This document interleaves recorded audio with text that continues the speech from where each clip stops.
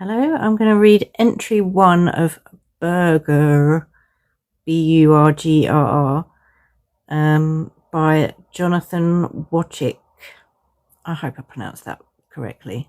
Sorry if not. Entry 1.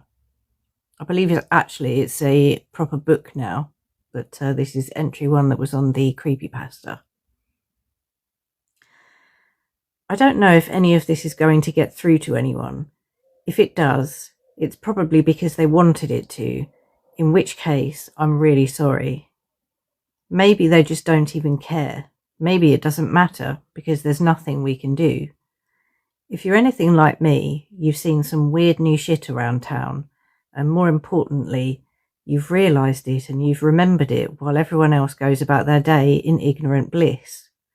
I don't know how far it goes, but so far, nobody has shown any capacity to register what I'm saying. I can spam it up and down the internet and I don't get one relevant response. Nothing. I've considered that I might just be crazy, but even crazy people can get some sort of reaction. Someone will at least try to humour them, calm them down. I've tried doctors, police, professors.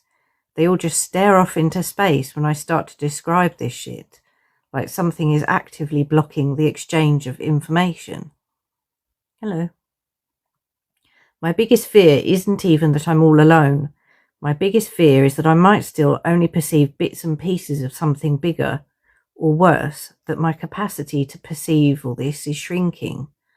I can write it down, I can record every last detail, but it's not going to matter if I become like everyone else. I could wake up tomorrow and look at my journal entries and see only a pile of mysterious cake recipes. Who the hell knows? The first thing I ever saw was one of the pickup windows. It was just like any other you might see at a fast food place, but it was on the side of my own goddamn house. Nothing amiss indoors, but outside, half the block was lined up on my front lawn, reading over a glowing menu full of scribbly-looking gibberish and receiving their meals, if you want to call them that, almost instantaneously.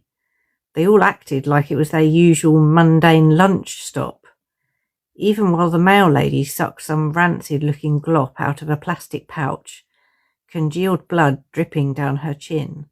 She told me it was the best she'd ever had. All my questions were met with those blank stares and stupid smiles. I couldn't tell who or what was actually handing out the food or where it was coming from. I could only see blackness. At least that's how I remember it. Maybe I saw something else, but it's gone now.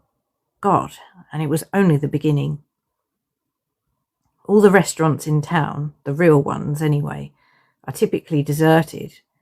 Employees still show up to some of them, but they don't even realise that no customers are stopping in. Some of them even host new windows, parasitically siphoning off all of the business. The things seem to multiply constantly. I've seen them indoors, outdoors, on houses, on trucks, even one on a tree.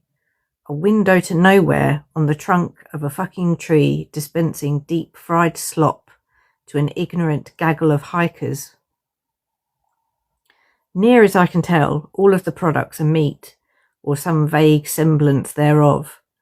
I can't always tell what kind of animal, or even what kind of body part it used to be.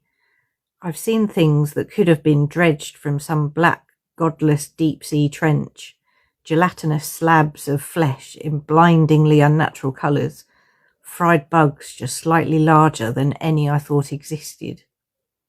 It isn't just the windows either. I've started seeing this shit on supermarket shelves. Foreign-looking packages with that same gibberish language on it.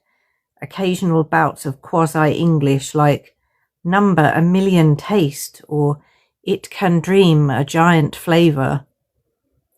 It all has the same stupid logo on it too.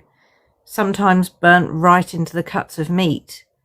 A bug-eyed cartoon hamburger in a little chef's hat. Sometimes it's winking. Sometimes it isn't. Sometimes it's only after I've looked away. There's even people sucking down the shit on live television. The talking heads come back from commercial, licking blood and grease off their hands. The weather lady shows up looking like an extra from a slasher movie, red stains increasingly thick on a blouse. I don't think she's changed in weeks. Nobody else cares. Nobody thinks anything is odd or new or different. Nobody but me. My appetite for meat is thoroughly dead, to say the least. I don't think I could ever trust it again, but I've noticed non-meat products are growing steadily rarer. Fruits and vegetables are sitting out longer between restocks. A lot of things are just getting phased out to make room for all the new items. I shouldn't have to say this if you could already read and comprehend this far, but for the love of God, don't eat it. Don't taste it. Don't touch it. Try not to even smell it. The more people eat, the less they act like themselves, the funnier they talk.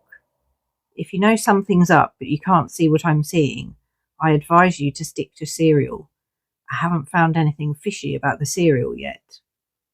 I can't begin to postulate what's behind it all. Aliens, terrorists, Illuminati reptiloids. I could believe damn near anything at this point. Okay, so that was entry 1. Not only are there more entries, but there's also, it's become a book now, which I'm actually quite curious about. I thought it was quite a good story.